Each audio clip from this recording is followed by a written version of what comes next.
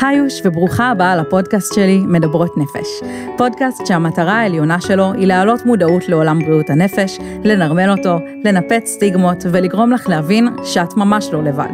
אני אביב בר-און, אני בעלת העסק ספרינגס קריאטיב לליווי עצמאיות בסושיאל, ואני מתמודדת נפש בעצמי. את תמצאי את עצמך כאן בפודקאסט, בין אם את מתמודדת נפש בעצמך, את מכירה מתמודדי נפש אחרים, או שאת פשוט סקרנית ורוצה לשמוע על הנושא הזה ולפתוח את התודעה שלך לעולם המורכב הזה שנקרא בריאות הנפש. אני מדברת בלשון נקבה, אבל כמובן שכל המגדרים מוזמנים להאזין.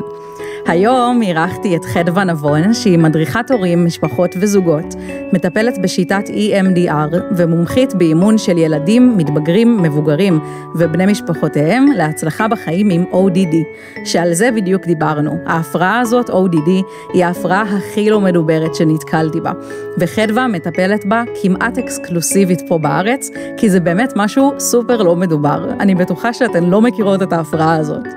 הייתה לנו שיחה סופר מרתקת על מה זה ODD, איך זה מתבטא, למה לא מדברים על זה, וכמובן איך מתמודדים עם זה.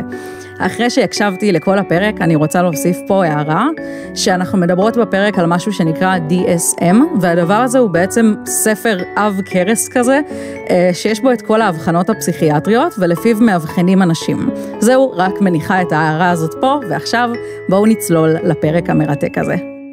אוקיי, אז היי חדווה. היי. מה שלומך? בסדר גמור, בהתחשב בנסיבות, בתקופה המאתגרת שאנחנו נמצאים בה, אני בסדר גמור. כן, אני מתרגשת שאת כאן, כי כבר הרבה זמן שאנחנו מדברות על להקליט ביחד פרק לפודקאסט, אז אותי זה נורא מרגש. ולפני שתספרי לנו מה זו התופעה הזאת שאנחנו רוצות לדבר עליה, מה זה בדיוק, כי אנחנו רוצות בעצם להעלות את המודעות למשהו שאנשים לא מדברים עליו ממש בכלל. בואי תספרי איך הגעת למושג הזה בכלל, איך הגעת להתמחות בדבר הזה שנקרא ODD.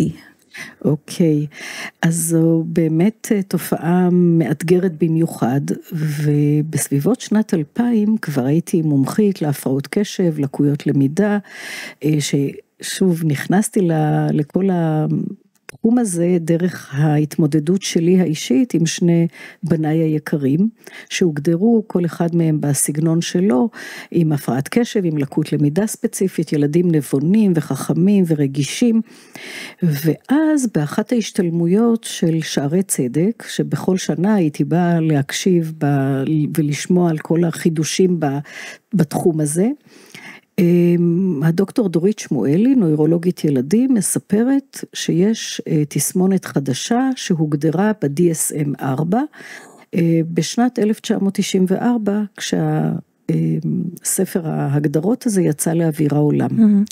ואני מקשיבה לכל הקריטריונים, וההגדרה Oppositional Defiant Disorder, הילד המתריס מתנגד. ואני מקשיבה לקריטריונים ואני אומרת, וואו, בעצם זה בדיוק מגדיר את בני בכורי, שאנחנו הרבה שנים מתמודדים עם הקשיים שלו, עם הלקויות למידה ועם הפרעות הקשב, וכל השנים הייתי אומרת, תקשיבו, הוא ילד נבון וחכם ורגיש בצורה יוצאת דופן, אבל הוא ילד אנטי. ממש ככה, אני זוכרת שנים רבות שהייתי אומרת, יש לי ילד אנטי, מתנגד סדרתי, כל דבר, כמעט באופן אוטומטי הוא מתנגד. כאילו התשובה הראשונה היא לא. בדיוק. כאילו הרגשתי שהוא אומר את הלא הזה כדי לגונן על עצמו, זה מה שיוצא לו באוטומט. וזה משהו שאת לא יודעת מה לעשות איתו. ושנים על גבי שנים, ואת לא יודעת איך להתמודד עם התנגדויות, עם כעסים, כי כשהדברים לא התנהלו כמו שהוא רצה, אז היו הרבה פעמים התפרצויות זעם, ולא ידענו באותה תקופה איך להקל את הדבר הזה.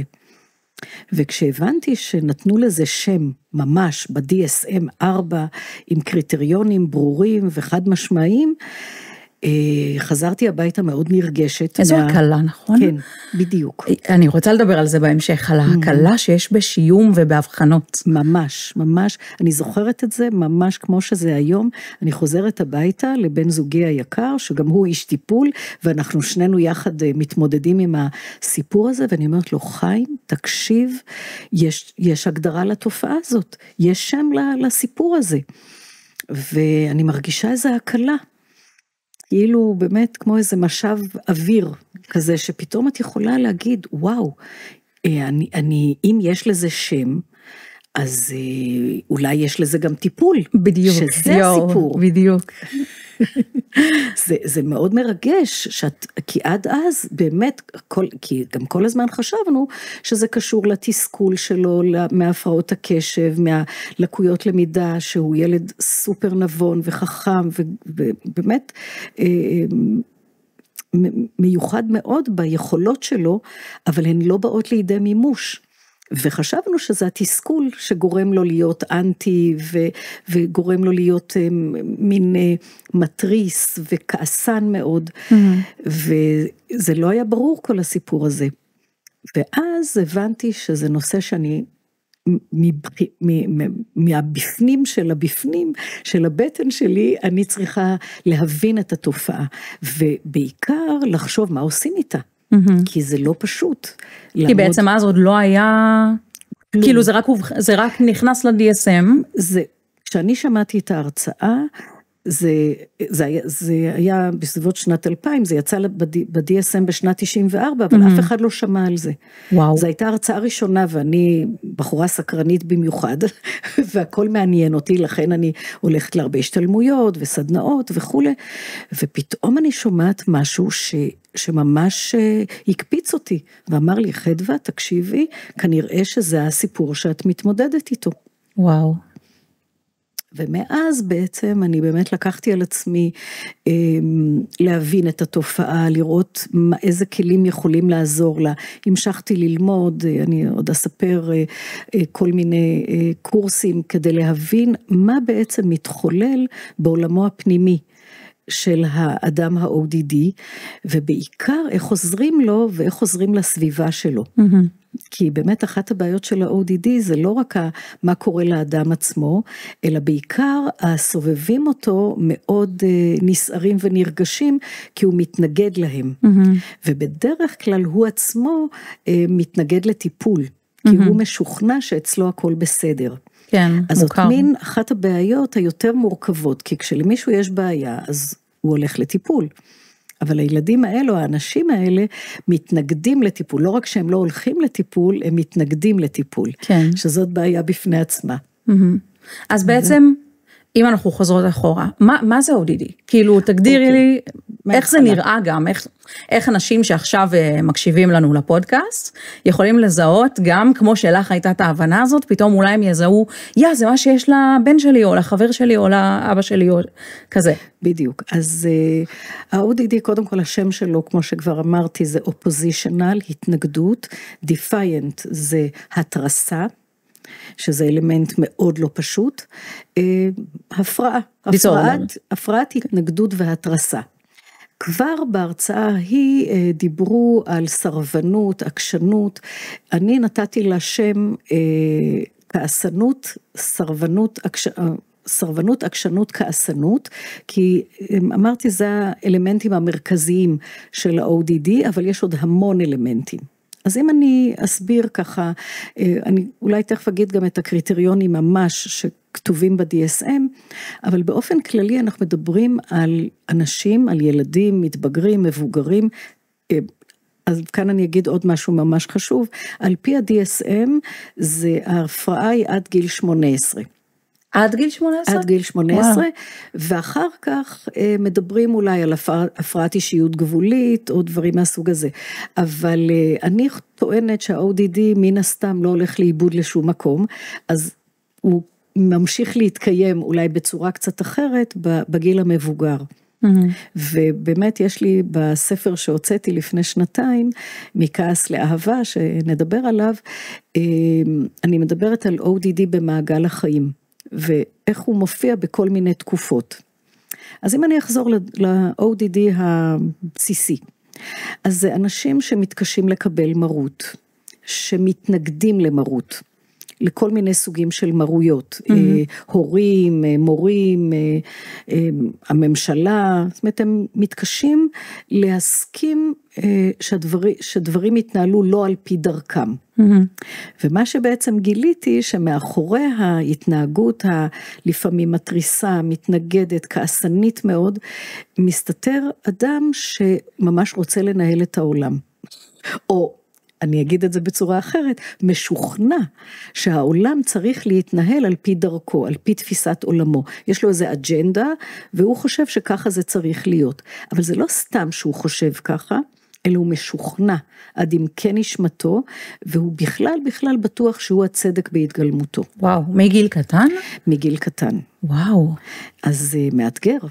תחשבי על הורים שעומדים מול ילד, שאומר, לא רוצה, אני לא סתם לא בא לי, אלא לא בא לי רציני, כזה. כן, כזה אין סיכוי בעולם. בדיוק, ושההורה כבר מהתנסות נבהל ממנו. היום הייתה אצלי אמא שאומרת לי, אני פוחדת ממנו. ויותר מזה, וגם מנהל בית הספר שכל הזמן מתקשר אליה ואומר לה, תקשיבי, הוא עושה ככה וככה, והוא מטריס, והוא ממריד את כל הילדים נגדנו, וכל מיני כאלה, אומר לה, בפירוש, אני מפחד ממנו. זה לא פשוט, זה לא פשוט. אני רוצה לומר שאני רוצה כן להגיד את הקריטריונים בצורה מסודרת, כי הקריטריונים מאוד עוזרים לנו להבין מי זה הילד הזה. כשלמעשה אני הרבה בספר, אני מפרטת מה עובר לו בראש. הקריטריונים של ה-DSM מראים על ההתנהגות שלו, מצב רוח כעוס ורגזני, התנגדות לקבלת מרות, או לקבלת החוקים החברתיים המקובלים, האשמת אחרים בהתנהגות הבלתי נאותה שמבצע האדם עצמו. זאת אומרת, הקריטריונים לא פשוטים בכלל, לי היה מאוד ברור שאני צריכה להבין למה הוא מתנהג באופן שהוא בעצם הרבה פעמים קראתי לזה תסמונת הבומרנג, כי הרי בסופו של דבר כשבן אדם מתנגד אז מתנגדים אליו וכועסים עליו, הוא כועס אז כועסים עליו, אז את שואלת אלוהים בשביל איך זה יכול להיות שאתה מתנהג בדיוק כמו שלא היית רוצה שהתנהגו כלפיך. אז יש כאן אלמנט מאוד מבלבל, מה זה הבומרנג הזה שהוא יוצר לעצמו. ומה באמת עומד מאחורי זה לדעתך? זהו, אז באמת אחרי הרבה שנים של ניסיון להבין למה, כי מה קורה שם בעצם במנגנון הפנימי שלו, הבנתי שלמעשה בפנוכו שלו מתחוללת מלחמה פנימית, זאת אומרת מין מצב של חרדה מאוד עמוקה ומאוד לא מודעת, שהעולם באמת חייב להתנהל כמו שאני רוצה. ואז לפני בערך 15 שנה, הלכתי ללמוד קורס בטיפול בטראומה. יש הרבה קורסים כאלה מאוד מעניינים, באמת הלכתי ללמוד קורס יוצא מן הכלל עם דוקטור רות בן אשר, ולמדנו על טראומות בכלל, ואז בסמסטר השני למדנו על טראומות לידתיות וטרום לידתיות, ואז נזכרתי באירוע הלידה של בני בכורי, ונזכרתי שהוא היה תקוע בערך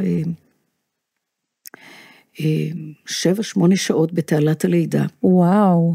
וזאת, תחשבי על תינוק, ילוד, שרוצה להגשים את מאווייו, לצאת לאוויר העולם ולחיות, ופתאום הוא נתקע. אני מתארת שזה היה, נתנו לי אפידורל, והאפידורל הצר, זאת אומרת לא נתן לשרירים בעצם חופש לאפשר לעובר לצאת החוצה, ובחוויה הפנימית הלא מודעת שלו כמובן, אז הוא חווה חוסר אונים, וסכנת מוות ממשית. הגיוני. כי הוא עלול היה באמת לא לצאת לאוויר העולם. אני הרבה שנים פוגשת הורים, ואני תמיד שואלת אותם איך היה ההיריון, ואיך הייתה הלידה, אז באמת 95% מההורים מספרים לי על חוויות להיריון קשות, שהם היו בלחץ וכל מיני סיפורים, והרבה מאוד, כמעט רובם מספרים על אירוע לידה לא פשוט, שחבל הטבור היה כרוך סביב צווארו, או תקוע, כל מיני סוגים של, תמיד לידה היא לא סיפור פשוט, איך שלא נסתכל על זה, אבל יש אירועי לידה יותר דרמטיים. אז אותה חוויית חוסר אונים היא תרגמה, מבחינתו של הילד, לאוי אוי אוי, זה להיות בחוסר אונים, זה דבר שאני לא יכול להרשות לעצמי. אני חייב להיות בשליטה מוחלטת, על הכל. על כל מה שקורה. כן. זה בעיקר על כולם. וואו. על כל מי שסובב אותי. ואז הצורך הזה בשליטה הוא מאוד משמעותי, כי את אומרת לילד צריך לעשות ככה וכך, הוא אומר לא רוצה, כן רוצה, כל הזמן נמצא בווכחנות, אחד האלמנטים המרכזיים זה ויכוחים חוזרים ונשנים עם גורמי סמכות ועם כולם, זאת אומרת לא רוצה, לא מתאים לי ככה, כל הזמן בעצם מין רצון, להכתיב את הרצון שלו על כל האחרים. וזה חוויה לא פשוטה להורים שלו, למשפחה המורחבת, למורים, זה כל הזמן להיות במתח סביב התפקוד של הילד הזה. אז זהו. ובעצם בין כמה הבן שלך היום? היום הוא בן 44, בחור גדול, אבל כן, הוא מתמודד עם התופעה, הוא יודע על קיומה, אבל הוא לא כל כך רוצה לדעת עליה יותר מדי, למרות שהספר יצא ויש לו עותקים בבית, הוא ככה מתבונן בזה ואומר, הכל בסדר, זאת אומרת, כמובן שביקשתי את רשותו, כי השם שלו מופיע בספר, אבל לא נראה לי שהוא כל כך היה רוצה לדעת יותר מדי, והוא בחור מקסים וחכם ורגיש מאוד, הוא בזוגיות כבר 12 שנים שזה יופי, אבל לא קל לו בענייני עבודה, בכלל החיים לא קלים לו, בוא נאמר, כאילו יש לו הרבה תחושה שהעולם לא מתנהל כמו שהוא היה רוצה. ובעצם בין כמה הוא היה כשאת גילית על ה-ODD? זהו, הוא כבר היה די בוגר, הוא היה בסביבות גיל 18, 19. אז מתי שהם כבר אומרים לא, זה לא ODD? כאילו? לא, זה עדיין, את ראית שהחיים לא פשוטים לו. גם תראי, אף פעם ה-ODD לא מופיע לבד. בדרך כלל אגב, על פי ה-DSM, הוא מופיע בקומורבידיות, בקישור להפרעת קשב. בוא נאמר, לא כולם כמובן, אבל הרבה אנשים עם הפרעת קשב, יש להם גם ODD. וחייב שמישהו שיש לו ODD, יש לו גם הפרעת קשב. זה לא חייב, לא. אוקיי. אבל זה הרבה פעמים מופיע יחד. ולכן את מטפלת בשניהם. כן, כן. הסיפור שלי זה שמלכתחילה, כבר לפני 40 שנה, כשנכנסתי לכל התחום הזה, אז התמחיתי בהפרעות קשב ובלקויות למידה, ופיתחתי כלים וטכניקות, כי אז זה בער בעצמותיי, כי במודעות שלי, לשני הבנים שלי יש הפרעות קשב ולקויות למידה. אז חיפשתי כלים ודרכים, איך לעשות להם את כל ההתמודדות בחיים יותר קלה. אז הרבה שנים הייתי עמוק בתוך הפרעות קשב ולקויות למידה, ופיתחתי כלים באמת מתוקים לעלה, רוקדים עם אותיות ורוקדים עם מספרים, ממש חמוד. אבל כשנחשפתי ל-ODD, אז אמרתי, וואו, יש כאן סיפור שאף אחד לא מדבר עליו, והוא מאוד מאתגר, זה לא, זה כל הזמן, וההבדל בין הפרעות קשב ולקויות למידה ל-ODD, זה שבעצם ODD זה הפרעת התנהגות. זאת אומרת, היא מפריעה בהתנהגות כלפי גורמי סמכות, כלפי אנשים בכלל, כלפי החברים, וכאן אני רוצה באמת להוסיף עוד משהו מאוד מעניין. אחרי ה-DSM-4 שיצא לאוויר העולם ב-94, יצא ה-DSM-5 בסביבות שנת 2015, וגם שם ה-ODD מופיע. את יודעת הרי שבכל מיני DSM'ים, בכל DSM יש הפרעות שממשיכות להופיע, ויש הפרעות שיוצאות מה-DSM. אגב, זה סיפור ממש מעניין, כי לפני הרבה שנים, את יודעת שההומוסקסואליות הייתה ב-DSM. כן, זה הזיה. ממש. הזיה. ממש הזיה. והיום, ויש הפרעות חדשות. זאת אומרת שלא... שמגלים אותן. בדיוק, שמגדירים אותן. סביר להניח שהיו קיימות מקדמת דנא. כן, אבל כאילו מגלים אותן בתור משהו שאפשר לקטלג. בדיוק, בדיוק. אז ה-ODD הוא כאילו קוטלג פעם ראשונה ב-1994. וב-2015, ב-DSM-5 הוא הופיע שוב, ואז נאמר דבר מאוד מעניין, שגם אני חושבת שכבר הייתי מודעת אליו, הם טענו שדרגת החומרה של ה-ODD היא בהתאם לבכמה מרחבים האפיונים ההתנהגותיים מופיעים. זאת אומרת שה-ODD יכול להופיע רק בבית, בתוך המסגרת המשפחתית, רק בבית הספר, או רק במרחב החברתי, או גם וגם. או גם וגם וגם. ואם זה מופיע במרחב אחד, זה נחשב כהפרעה קלה, אם זה בשני מרחבים זה בינוני, ואם בשלושה מרחבים ויותר, זה הפרעה קשה. מעניין. אני לא מקבלת את ההגדרה הזאת קשה קלה, כי יש מקרים שבאמת אני חשופה להמון משפחות, כי אני חושבת היחידה בארץ שלקחה את זה כנושא שצריך לטפל בו באופן ממשי ואינטנסיבי. אז מגיעות עליי המון משפחות, אז יש משפחות שזה מופיע רק בבית למשל, במסגרת הבית ספרית או החיצונית למשפחה, הילד נופת צופים, מתנהג באופן נורמטיבי, משתף פעולה, ממש הכי טוב שאפשר. אבל בבית זה סיוט מארץ הסיוטים. התנגדויות קשות, מגיע עד לרמה של אלימות, של התפרצויות זעם שיכולות להיות מאוד מאוד לא פשוטות, שתלטנות על אחד ההורים, לא סיפור פשוט. אז יש כל מיני דרגות באמת, אני קוראת לזה על הרצף של ה-ODD. כן, כלומר זה הרבה יותר מורכב מכמות המעגלים, ולפיכך כמה זה קשה. בדיוק. כאילו זה הרבה יותר מורכב מזה. בדיוק. כמובן כשזה מופיע בהרבה מעגלים, אז זה קשה. כשזה מופיע למשל גם בבית וגם בבית הספר, אז ההורה נמצא בסיטואציה באמת אבסורדית, כי גם הוא מתמודד עם זה בבית, ועם ההתנגדויות של הילד, ועם ההתרסה, ועם כל האפיונים, ואז בית הספר בא אליו בטענות. נכון. אז הוא באמת עומד חסר אונים, גם מול הילד וגם מול בית הספר. ובדיוק היום, האמא שפגשתי, אז היא אומרת לי, חדווה, אני לא יודעת מה לעשות, כל בוקר אני בחרדה ממשית, שהמנהל או המורה יתקשרו אליי, ויגידו, בואי לקחת אותו, אנחנו לא יכולים בכלל להתארגן איתו.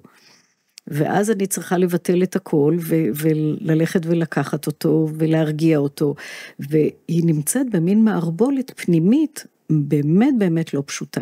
אז מה עושים בסיטואציה כזאת?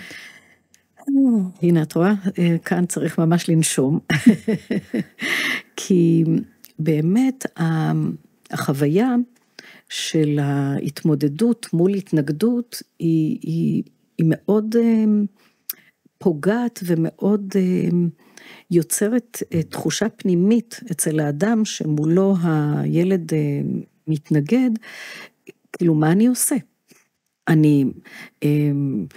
מה שמצפים בכלל מההורים, ובכלל להטיל עליו מרות, נכון?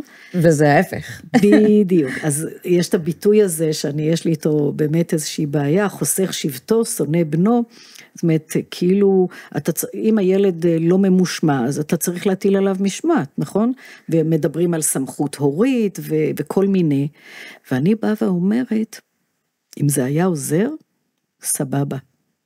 אבל לא רק שזה לא עוזר, כאילו להיכנס בילד ראש בראש, אלא זה רק מחמיר את הבעיה, ורק הוא נהיה עוד יותר מתנגד, והוא עוד יותר נכנס לחרדה. כאילו, מבחינתי, ה-ODD למעשה, מתחת לפני השטח, יש שם חרדה עמוקה, שהילד לא מודע אליה. הוא לא מבין למה הוא מתנגד. אגב, הרבה פעמים גם הוא עומד חסר אונים מול ההתנהגות הלא הגיונית הזאת. ואז מה שאני טוענת ומנחה את ההורים בגישה שיצרתי, שקראתי לה גישת אהבה, שהיא בעצם מין הפוך על הפוך. הראשי תיבות של גישת אהבה, מעבר לאהבה פרופר, כאילו נטו, זה איתחול התנהגות באמצעות היפוך תגובה. למה היפוך תגובה? כי אנחנו, האוטומט שלנו, של המוח הלימבי שלנו, רוצה להגיב, מי אתה שתחליט עליי? אתה צריך לעשות את מה שאני אומר לך. ואני באה ואומרת, בואו קודם כל נרגיע אותו. קודם כל בואו לא ניכנס בראש בראש. אלא בואו ניכנס לראש, נבין מה קורה שם בתוך הראש שלו, ובואו נעזור לו לצאת מהמלכוד שהוא יצר לעצמו. וזה מאוד מסובך, כי זה המון כוחות נפש. כן. ההורה צריך להיות מאוד רגוע ומאוד בטוח בעצמו, לעמוד מול הילד ולא להתרגש ממנו. כי זה באמת מרגש, הרבה הורים, ואגב התופעה הרי לא הולכת לאיבוד לשום מקום, אז זה קורה גם בזוגיות, הרבה פעמים אחד מבני הזוג גם הוא ODD, כי זה תורשתי, וזה לא רק בגלל טראומת לידה, ואז האוטומט שלנו זה להגיב בתוקפנות או באגרסיביות, והילד רק יגיב לנו עוד יותר באגרסיביות, ואז אני אומרת, בואו תקשיבו לילד, בואו לא תיכנסו איתו ראש בראש, בואו קודם כל תנשמו עמוק, כי מה שקורה זה הרבה פעמים מצב של תקיעות, ההורה רוצה משהו X, והילד משהו Y, וזה תקוע, וזה לא תואם אחד את השני. כן. ואז הילד לא יזוז מעמדתו, כי ברגע שהוא החליט משהו, הוא עומד על שלו ולא זז. הוא גם לא יזוז לפשרה? מאוד קשה להביא אותו לפשרה, אבל זאת המטרה. זה בדיוק מה שאני אומרת. כי הרי לא הגיוני שנלך לפי רצונו תמיד, כדי לא להתנגד. נכון. אז מה שאני ככה מלמדת את ההורים, זה קודם כל לא להיכנס ראש בראש, אלא לזוז טיפה אחורה, כאילו להגיד רגע, הילד במצוקה, שכבר ברגע שאני משיימת את העניין, לא הילד נגדי ואני אראה לו מה זה, ואי אפשר ככה, מה זאת אומרת, הילד צריך לקבל את מרותם של המבוגרים, נכון? זה כאילו הסטנדרט, המצב הנורמטיבי. אבל אם אנחנו מתייחסים לתגובה שלו כתגובה שבאה ממצוקה מאוד גדולה, אז אני מסבירה להורים, במקום להיכנס איתו ראש בראש, בואו נשנה פוזיציה, נבוא כאילו מאחוריו, כאילו, ונגיד לו, אני מבינה שאתה רוצה את זה ואת זה, אבל בואו נחשוב ביחד, איך אנחנו פותרים את הבעיה. זאת אומרת, העיקרון הוא שבמקום שזה אני מולך, הדעה שלי מול הדעה שלך, עכשיו בואו נהיה ביחד מול הבעיה. מהמם. כאילו יש בעיה, בואו נפתור אותה ביחד. וזה עונה על צורך מאוד מאוד דרמטי של כל אחד מאיתנו, כי להרגיש לבד זאת החוויה הכי קשה שלנו, נכון? לגמרי. חד משמעית. אנחנו לא מסוגלים, כי אנחנו בנויים להיות ביחד. ואנחנו תמיד רוצים את התמיכה של הסביבה שלנו, שיהיו איתנו, שלא יהיו נגדנו. וכשאני מסבירה להורים שהילד מתנגד, לא כי הוא מתנגד להם באופן ספציפי, אלא כי הוא מתנגד באופן אוטומטי כדי לגונן על עצמו. אז זה עושה קצת התייחסות אחרת לסיפור הזה. ואז אם ההורה בא יחד עם הילד, אני קוראת לתהליך הזה joining, כאילו אני מצטרפת אליו, ואני אומרת לו, אוקיי, אז בוא נחשוב ביחד, בוא נמצא לזה פתרונות, בוא נרגע, לא ישר, לא, זה לא ייתכן, אתה תעשה ככה, נכון? התגובה האוטומטית שלנו זה להיכנס בה עם אמא שלו, נכון? כי זה האוטומט שלנו. כן. אבל אנחנו צריכים לתפוס את עצמנו קצר, המבוגרים שסובבים אותו, ולנשום, להרגיע את עצמנו קודם כל, ורק אחר כך לנסות להרגיע אותו. נכון, כי כשהמבוגר לא רגוע בעצמו, אז הוא בחיים להצליח להרגיע את הילד. ברור, ברור. תחשבי על מורה, בתוך מערך ההוראה. זה בלתי נסבל למורה ששניים, שלושה, 4 ילדים מתוך כיתה, מטריסים ומתנגדים ואומרים לו לא, ואתה לא תגיד לנו ולא תחליט עלינו. הילדים האלה יכולים להגיד למנהל אפילו, מי אתה שתגיד לי? ככה, בלי להתבלבל. כאילו, אנחנו, נקרא לזה, האנשים הנורמטיביים, כאילו לא מבינים, מה זאת אומרת לא לקבל מרות? זה הרי דבר בסיסי, אנחנו החברה שלנו בנויה על היררכיה. כן. כאילו הייתי רוצה בתיאוריה או בפנטזיה שהחברה תהיה שוויונית, אבל זה לא ככה. החברה, מה לעשות, יש, במשפחה יש הורים ויש ילדים, ובבית הספר יש מורים או הנהלה וילדים, ובחברה כולה יש ממשלה ויש אזרחים. כן.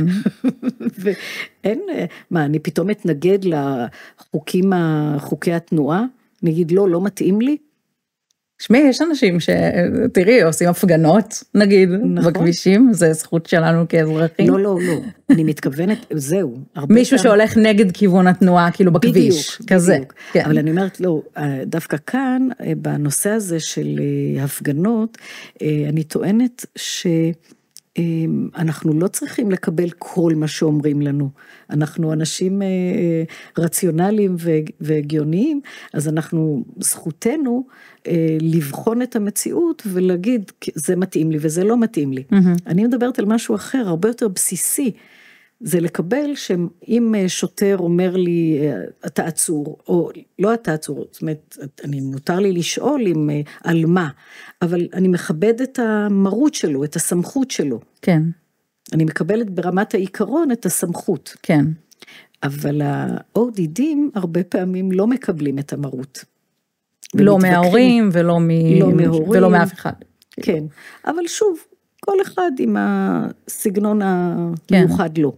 ובעצם כשאת מדריכה, את מדריכה הורים, או שאת גם מדריכה מורים להתמודד עם זה, וכל מיני ברי סמכות כאלה ואחרים? בדיוק, אז אני קוראת לזה באמת המודל המשולש, שהתהליך הטיפולי הוא גם עם ההורים הם הבסיס, כי הם נמצאים מול הילד רוב הזמן, גם עם המורים, אני באה לצוות הבית ספרי, ואנחנו דנים על מה עושים בכל מיני סיטואציות, ובאמת גיליתי בהרבה מאוד מצבים, שכשהמורה מבין את הראש של הילד, ומבין שזה משהו שהוא כמו נכפה עליו, אז הם נעשים הרבה יותר רכים, והרבה יותר מזהים את הרגישויות של הילד, ומשנים את ההתייחסות אליו. מדהים. וזה מדהים, באמת מדהים. מדהים, ממש. ואני גם עובדת עם הילד עצמו, שוב, בהתאם לקונסטלציה, אם הוא משתף פעולה.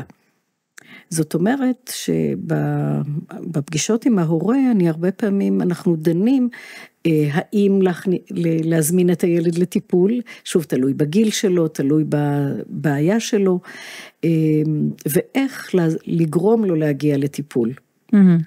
ואז הטיפול שאני מציעה לילדים, או בכלל המודל הטיפולי שלי, מדבר על 3 דברים.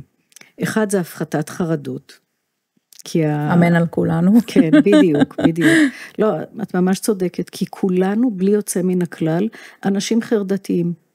למה? ברמה כזו או אחרת. בדיוק. הכל עניין של מינון. כולנו חרדתיים בעיקרון.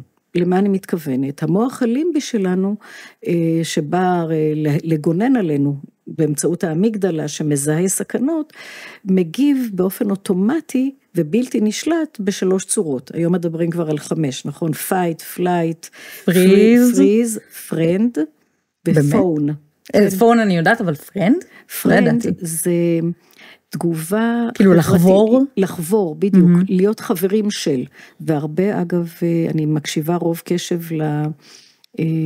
לחטופים שחזרו, והם מספרים שלמען ההישרדות שלהם באופן אוטומטי, הם כן יצרו קשר עם השובים שלהם. כן, הגיוני. כי הם תלויים בהם. הגיוני.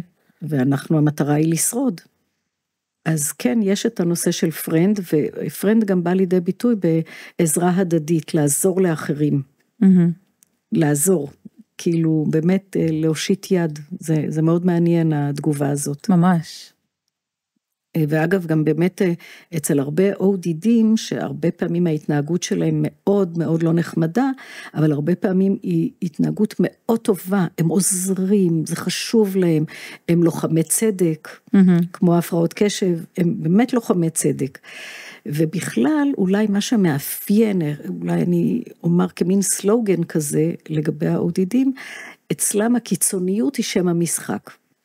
מה זאת אומרת? מצד אחד הם מקסימים, יפים, חכמים, סופר סופר אינטליגנטים, ומצד שני הם לפעמים, אתה ממש רוצה רק לסלק אותם מעל פניך, או בכלל אתה לא מבין איך זה יכול להיות, שאותו אדם, הוא גם מקסים והם באמת מנהיגים טבעיים, יש להם עוצמות, הם קריזמטיים, הם מאוד כובשים, למה הם מנהיגים? כי הרצון שלהם הוא מאוד חזק, והם מאוד יודעים מה הם רוצים. והם סוחפים אחריהם. בדיוק, בדיוק.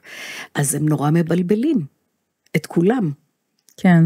האמא שפגשתי היום, בדיוק אומרת לי, תשמעי, הוא תלמיד מבריק, בתוך שניות הוא קולט את החומר, והוא סוחף אחריו את כל הילדים. ואז המורים מרגישים שיש להם איזה מתחרה, והוא הרבה פעמים ממריד את כל הילדים נגד המורים. זאת לא חוויה נעימה, להיות מורה מול ילד כזה. נכון. אני ליבי על המורים, באמת אני אומרת לך, זה לא פשוט. נראה לי שכל הצדדים במשולש הזה קשה להם. בהחלט, בהחלט. אז הפחתת חרדה זה הראשון בטיפול שלך? בכלי שאני משתמשת בו בדרך כלל להפחתת חרדות, זה ה-EMDR, כלי יוצא מן הכלל, שמאוד ככה עוקף את המיינד, זאת אומרת, אני לא צריכה לשכנע, אני צריכה להזמין אותם להרפיה, לתהליך מאוד מעניין. זה גם משהו שהייתי רוצה לעשות עליו פרק, למען האמת. שווה. באמת, אגב, זה הכלי שמשתמשים בו בכל מרכזי החוסן. כן? כן, זה הכלי הראשון. וואלה. ממש בתחילת המלחמה באתי להתנדב באחד המלונות, והילד שעבדתי איתו הכיר את ה-EMDR, כי במרכז חוסן בשדרות משתמשים בכלי הזה, והוא מאוד אפקטיבי ומאוד מהיר תגובה. איזה יופי. אז זה כיף. הדבר השני שאני עובדת עם הילדים, או מנחה את הסובבים אותם, זה פיתוח מיומנויות חברתיות. זה לא שאין להם מודעות חברתית, להפך, הם ילדים מאוד חברותיים, הם מאוד חשוב להם החברה, אבל מה הם רוצים לשלוט באחרים? הצורך בשליטה הוא גדול עליהם, ואז הם הרבה פעמים לא מגיבים נכון לסיטואציות, וזה גורם להם לכל מיני קלאשים, כן. בינם לבין כל מיני גורמי סמכות, מורים כאלה, או אפילו בני משפחה. הבעיה לא נשארת רק בתוך המשפחה הגרעינית, הרי המשפחה נפגשת עם סבא סבתא, דודים, דודות, וגם שם יכולים להיות כל מיני מצבי לחץ כאלה. כן. יש לי ממש פרק שלם על הנושא של הקשר עם המשפחה המורחבת. כי הרבה פעמים הורים אומרים, אנחנו לא רוצים ללכת לארוחות משפחתיות, לכל מיני אירועים משפחתיים, כי אם הילד יעשה ככה וככה, מה יחשבו עלינו? הבושה. בוא נדבר גם על הבושה, אחרי שתגידי את הכלי השלישי. והכלי השלישי, או האסטרטגיה, זה באמת לעזור לילד לבסט את התגובות שלו. כי בעצם הבעיה המרכזית של ה-ODD זה קושי בוויסות חושי, וקושי בוויסות רגשי. גם לי יש את שניהם, את האמת. כן. איזה קטע? זה קטע, כי תראי, כולנו יצורים מאוד רגישים. כן, אבל הרי אומרים שאחרי גיל 18, ODD זה בעצם BPD, שזה בעצם מה שיש לי. כנראה. אז אבל לא זכור לי שהייתי ילדה עקשנית וכל הדברים כאלה. אני גם הקשבתי לסיפור שלך, ואני גם לא חושבת שהיה לך ODD. אבל יש לי BPD, ויש לי קושי בוויסות חושי ורגשי. כן, בסדר, הכל טוב. גם אצל כל אחד זה בא לידי ביטוי בצורה אחרת. יכול להיות שכשהיית נערה, היית מאוד, אני זוכרת שסיפרת על זה שהיית מאוד פרפקציוניסטית. אני עדיין מאוד פרפקציוניסטית. אז גם אני טוענת שלאנשי ה-ODD יש גם סוג של פרפקציוניזם. הם מוכרחים שהכל יהיה מושלם. ואז כשזה לא קורה, אז הם מאוד מאוד נסערים ונרגשים מזה. אבל כל אחד מגיב אחרת לתסכול. כן. אז ממש יש לי פרק שלם על פרפקציוניזם, כי הצורך הזה במושלמות יוצר בפנוכו של הבן אדם מאבק פנימי. נכון. מאוד מאוד גדול. אני מוכרח להיות הכי טוב בתחום שלי, הכי מצוין. ואז אם מישהו בא ונותן לי ביקורת, זה סוף העולם. סוף העולם. אני משתוקקת לקרוא את הספר שלך, שהבאת לי היום. בשמחה רבה. אני כל כך שמחה שהוצאתי אותו לאור, כי הרבה שנים, את יודעת, הייתי עם זה והתבשלתי עם כל התובנות, ואני מתמודדת עם זה גם ברמה האישית וגם ברמה המקצועית. ואמרתי לעצמי באיזושהי נקודה, חדווה, את לא יכולה לשמור את זה לעצמך, את חייבת להוציא החוצה את המחשבות שלך, כן. מה זה ובעיקר מה עושים עם זה. כן. כי גיליתי שכשההורה או מורים באמת נכנסים לראש של הילד, אז הם הרבה יותר נינוחים, וגם לאיכות חיים שלהם זה חשוב. כי כשבן אדם במתח, למשל מה שעשיתי היום עם האמא המקסימה הזאת, שככה שיתפה אותי בכל החוויה הפנימית שלה, ובעצם מה שזיהינו שהיא ברמת סטרס מאוד מאוד גבוהה, ברמת חרדה, מה יהיה עם הילד הזה, וכל פעם כשהוא מגיב בצורה כזאת או אחרת, היא ממש נכנסת לאטרף פנימי, ואיתה עשיתי EMDR היום. וואלה. ממש. מעניין. כי גיליתי רק היא חושבת על הילד, ומה הוא יעשה, ומה הוא עושה, ולמה הוא עושה, היא נכנסת לכל הגוף שלה, ככה מתכווץ. ולימדתי אותה להרפות, ולא רק להרפות, אלא לשחרר. עשינו תרגילים, ככה גיליתי כמה, כל הזמן אני לומדת דברים חדשים, כי אני מחפשת כלים יותר אפקטיביים, אז למדתי טכניקה שנקראת הרעדה, זאת אומרת להרעיד את הגוף כדי לשחרר את המתח. כן. כי הרי את יודעת. שמעתי על זה את האמת. זה כלי מדהים, כי הרי כשבעלי חיים נמצאים בסטרס. הם מתנערים. הם מתנערים. נכון. הם פורקים את המתח באמצעות הרעדה. הם רועדים באופן אוטומטי, כזה. נכון. ואז אני אומרת, בוא נעשה את זה בעצמנו. וואו, מדהים. אז אני עושה גם אני בעצמי, ככה עומדת מולם, ואנחנו רועדים ומשמיעים קולות, כדי לשחרר את כל את המצב הזה, שהם בעצם מין נחנקים כאלה. כן. כי הם כל הזמן צריכים להיות בשליטה. כן. שליטה מול הילד, שליטה מול עצמם. לא פשוט. וואו. תגידי, למה ODD זו תופעה כל כך לא מדוברת, כל כך לא מוכרת? כאילו, אני בטוחה שכל כך הרבה אנשים סובלים מההפרעה הזאת, או שמישהו קרוב אליהם סובל מההפרעה הזאת, אז למה לא מדברים על זה? כאילו, זה מאובחן ב-DSM מ-1994 אמרת? כן, כן, 30 שנה. 30 שנה, ואני שמעתי על זה פעם ראשונה, כשאת התקשרת אליי. נכון, נכון. איך? אני לא מצליחה להבין את זה, ותביני שאני כבר מ-2010 הוצאתי מאמרים בפסיכולוגיה עברית, ועשיתי המון, ארגנתי כנסים, זאת אומרת, אני ממש משקיעה, והוצאתי את הספר כדי לעורר ולקדם את המודעות.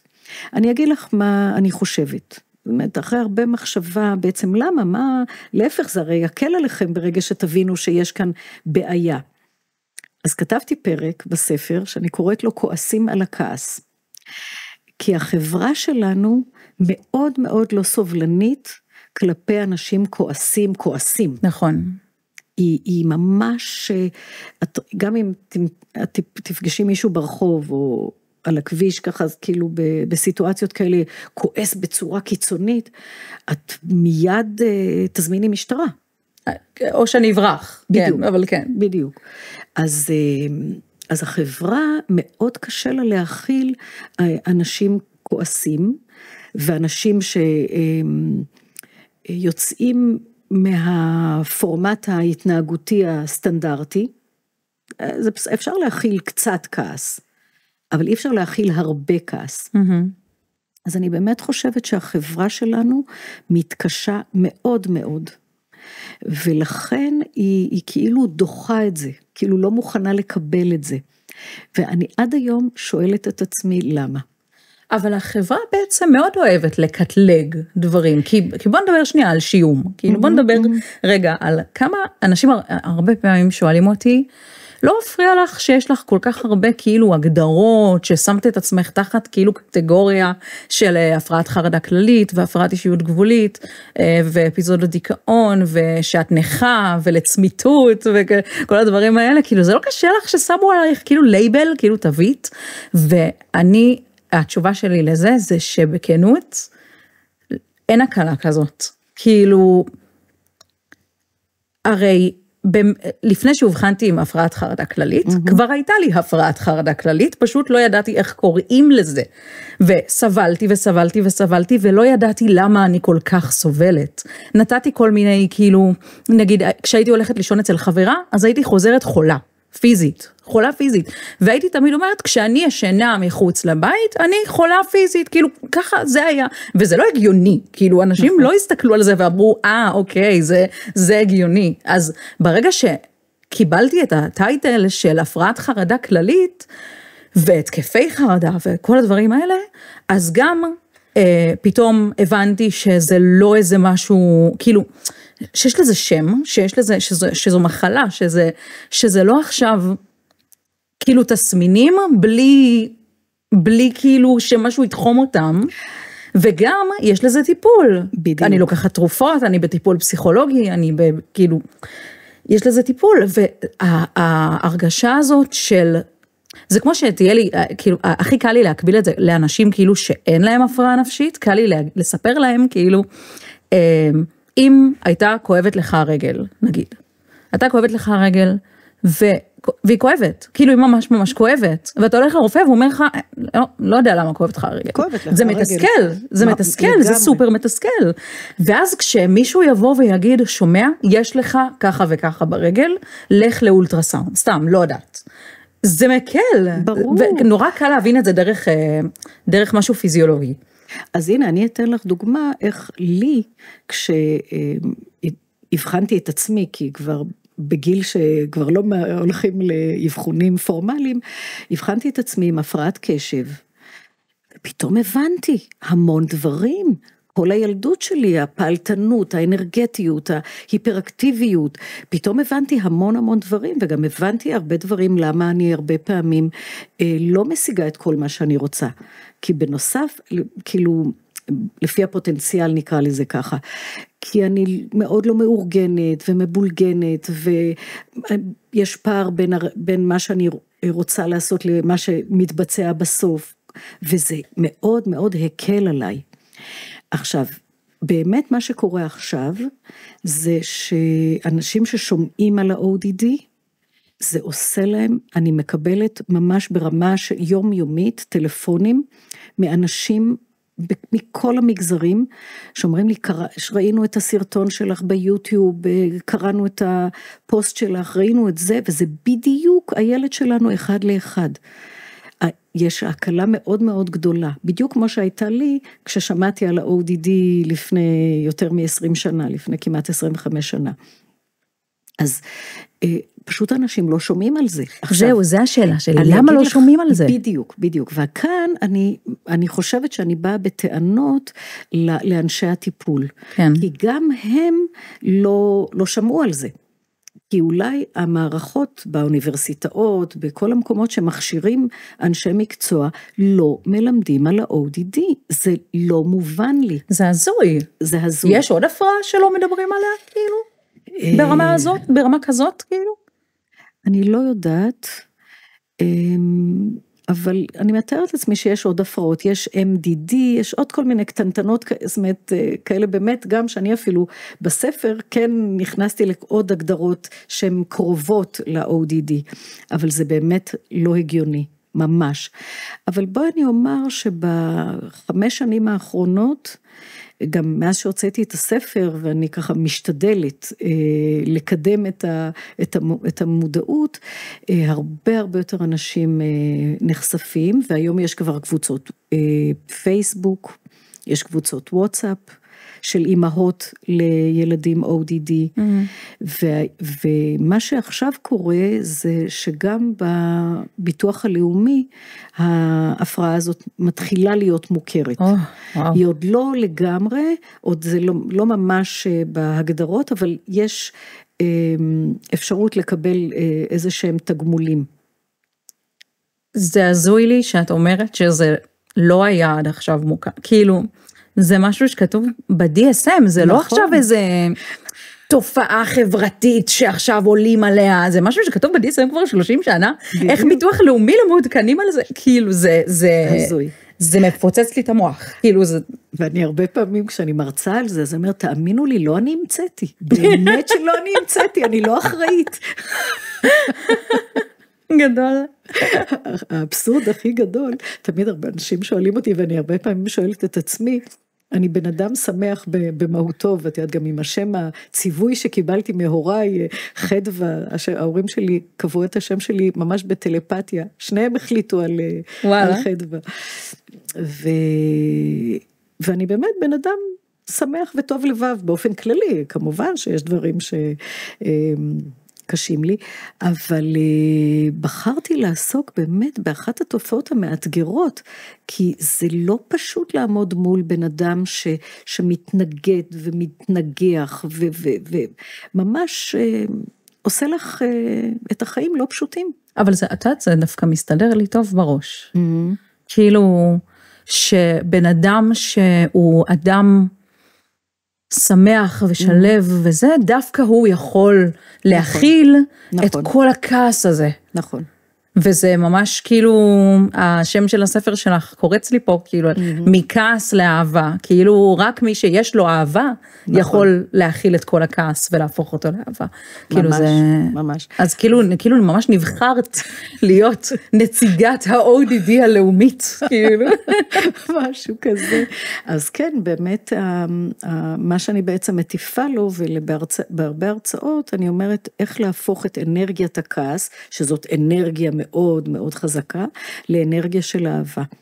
ואני עוזרת להורים, למורים, לכל האנשים, לאנשי טיפול, אגב, הרבה אנשי טיפול עומדים מול הילד הזה חסרי אונים. כן. כי הם לא יודעים מה לעשות איתו. הם הרבה פעמים לא מגיעים לטיפול, אבל כשמגיעים לטיפול, הרבה פעמים הם גם מתנגחים מול האיש טיפול. אז איך להכיל אותם, איך להרגיע אותם, איך לא להתנגח בהם. אחד הסלוגלים שלי זה, אל תתנגד למתנגד. כי אם אתה מתנגד אליו, אז הוא יתנגד עוד יותר, ואז אתה נכנס למערבולת של כעסים, ולא יוצאים ראש מהמצב הזה. אז ההורים שאני ככה עובדת איתם, אני באמת עוזרת להם לשחרר את העלבון, אגב, שהם הרבה פעמים, זה מעליב. ברור. אתה מתאמץ, אתה רוצה כל כך לעזור, והילד עושה לך דווקא. וזאת חוויה לא נעימה בעליל. וואו. חדווה, אני חושבת שזה פרק סופר משמעותי, סופר משמעותי. ואני רוצה לשאול אותך כל מיני דברים, אבל אני אתחיל אם עכשיו מישהי או מישהו, בדרך כלל מישהי מקשיבה לפודקאסט הזה, ואומרת לעצמה, וואי, זה מוכר לי, התופעה הזאת, ולא ידעתי שזה קיים. אז כאילו, מה היית רוצה להגיד לה? כאילו, מה עכשיו היית רוצה שהיא תדע, עכשיו שהיא שומעת את הפודקאסט הזה? קודם כל שהיא לא אשמה. כי בעצם, הרי ההפרעה הזאת באה לידי ביטוי באינטראקציה בין אישית. אז הרבה פעמים, אני זוכרת הרבה שנים, הייתי בודקת את עצמי, מה לא אמרתי בסדר, מה אני יכולה לעשות אחרת כדי שהוא לא יגיב בצורה כזאת. ועד שקלטתי שזה בכלל לא כל כך קשור למה שאני אומרת, כי מה שאני לא אגיד זה לא יהיה בסדר. כי באותו רגע כשהוא בתוך התנגדות, או כשהוא בתוך תסכול, שהוא לא מסוגל להכיל אותו, אז אני צריכה לזוז. והדבר הכי חשוב, זו שאלה מאוד מאוד טובה, אביב, הדבר הכי חשוב, לא לקחת עליי את כל האחריות להתנהגות של הילד, מצד אחד, ולשמור, האדם צריך לשמור על עצמו, לדאוג לעצמו, זאת אומרת, לגרום לכך שיהיה לו גם מקומות טובים במהלך היום.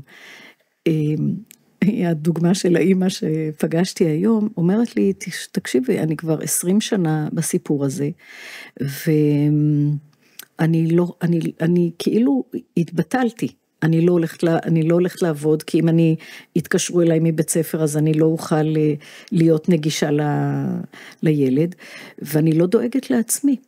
ואמרתי לה, כל יום את צריכה לעשות משהו טוב לעצמך, ללכת לבריכה, או ללכת לחדר כושר, או לדאוג ל-well-being שלך, ללמוד משהו חדש, עוד לפני שאנחנו מדברים על לממש את עצמך ברמה המקצועית, כי כל אדם זקוק למימוש עצמי. אז הרבה פעמים הורים נכנסים למלכוד הזה, כן. כאילו מחכים שזה כבר יסתיים, אבל זה לא הולך לאיבוד כל כך מהר. גם כשהילד כבר גדול, גם כשהוא עובר את גיל 18. הוא עדיין מאתגר. דבר נוסף שהרבה פעמים הורים מאוד דואגים, זה מה יהיה כשהוא יהיה גדול. זאת אומרת, איך הוא יהיה בזוגיות, ואיך הוא יתנהל במקומות עבודה, מה יהיה איתו. אז הרבה פעמים אני אומרת להורים, תנשמו עמוק, דברים משתנים. נכון, זה מפחיד, אבל הילד עובר תהליכים, גם הוא עובר תהליכים. הוא עובר תהליכים התפתחותיים שלו, כי הרי הם אנשים מאוד מאוד רגישים, מאוד מיוחדים בתפיסת עולם שלהם. אז הם גם עוברים תהליכים. אז הדברים משתנים עם הגיל, ואני רואה את זה. הבן שלי הרבה יותר רגוע, הרבה יותר קל לדבר איתו, הוא פחות מתפרץ, אפשר להגיע איתו לשיג ושיח. מדהים. זאת עבודה קשה, אבל זה שווה את זה. כן. אבל כל אדם, כל משפחה צריכה לדאוג שהמערך המשפחתי ימשיך לתפקד עם התופעה הזאת. כי הרבה פעמים בשנתיים האחרונות אני פוגשת המון משפחות מהמגזר החרדי. כי בחור מדהים מהמגזר החרדי, שמומחה להפרעות קשב, קרא את הספר שלי. ונכנס לתוך הסיפור הזה, ומאז, כשאנשים פונים אליו, בהקשר להפרעות קשב והתנהגות, והוא מזהה את ה-ODD, אז הוא מפנה אליי. שמו דן טיומקין, הוא עושה עבודה מדהימה, באמת מדהימה. אז אני פוגשת משפחות שיש להם 4, 5, 7 ילדים, 8 ילדים, וילד אחד יכול לייצר מערך משפחתי מאוד כואב. כן. ואני אומרת להורים, נכון, יש את הילד הזה, צריך לטפל בו, אבל צריך גם לזכור את הילדים האחרים. נכון, לגמרי, חד משמעית. זה אי אפשר רק למקד את כל האנרגיה בילד הזה, למרות שהוא סוחב הרבה אנרגיה, הרבה תשומת לב. כן. אבל צריך ללמוד, לבסט גם את זה. אז זה דברים שצריך לעבוד עליהם. ואם מישהי רוצה לבוא, להתייעץ איתך, לקבל טיפול אצלך, בשמחה. אז איך היא יכולה להשיג אותך? אני גרה כיום בנתניה, למרות שאני ירושלמית במקור, ובהחלט אפשר למצוא אותי באינטרנט. יש לי אתר אינטרנט שנקרא מרכז נבון, navoncenter.com, יש לי פייסבוק, אני אשים לינקים וזה בתיאור הפודקאסט. אבל זה נושא. נטפל בזה. ואיפה אפשר למצוא את הספר שלך? רק דרכי, כי החלטתי, מכיוון שהתופעה לא מספיק מוכרת, אז אמרתי, אין טעם שהוא ישב בחנויות ואף אחד לא יחפש אותו, אז כל מי שרוצה אותו מתקשר אליי, אני אגיד את הטלפון שלי, אז אולי זה יקל. אני אכתוב אותו בתיאור הפרק. אז פשוט שולחים לי וואטסאפ עם הכתובת המדויקת, ואני שולחת בדואר רשום, והם משלמים לי בביט או בפייבוקס. מהמם. סידור מצוין. תודה רבה, חדווה, היה לי מרתק. תודה לך, אביב, ואני רוצה להגיד לך, אביב, שאני מרגע שהקשבתי לפודקאסטים שלך, אמרתי, וואו, הבחורה הזאת עושה עבודה כל כך חשובה, לנרמל את כל הסיפור הזה של הפרעות נפש. אין, ככה זה המבנה הפנימי של כולנו. יש יותר ככה ויותר ככה, כל אחד עם הסיפור האישי שלו, אבל כולנו אנשי הנפש, נקרא להם ככה. לגמרי, ולכן אנחנו מדברות נפש. בדיוק. אז אני ממש שמחה להיות פה, ותודה לך. תודה רבה לך. וואו, זה היה פרק מרתק, ממש ממש ממש. אני יכולה להגיד לכם שאני סופר נהניתי להקליט אותו עם חדווה, ואני ממש ממש מקווה שגם אתן ככה נהנתן ונתרמתן מהפרק הזה. אני חושבת שהוא פרק באמת באמת חשוב. אני יודעת שהרבה זמן לא עלה פרק לפודקאסט, ואני ממש שמחה שזה הפרק הראשון שעולה ככה כשאני חוזרת להקליט פרקים. אני כמובן לא נעלמתי לשום מקום, אני עדיין נמצאת באינסטגרם שלי באופן שוטף. אני אשים לכם לינק בתיאור הפרק, כדי שתוכלו ככה לחבור אליי במסע שלי באינסטגרם. אז אני רוצה סופר להודות לחדווה המדהימה, שבאה ודיברה על משהו שהוא כל כך כל כך חשוב, וכל כך כל כך לא מדובר. אני אשים לכם לינק לאתר של חדווה, לפייסבוק של חדווה, ואת מספר הטלפון שלה, ככה שאם תרצו להתייעץ, לבדוק, לראות מה קורה, אולי לרכוש את הספר שלה, אז ככה תוכלו לעשות את זה. תודה רבה לכן שהאזנתן, תודה רבה לרוני גלפנד על הסאונד המהמם והמשובח שיש לנו ככה פה כל פרק, ועל הפתיח שאתן שומעות עכשיו ברקע, ונתראה בפרק הבא.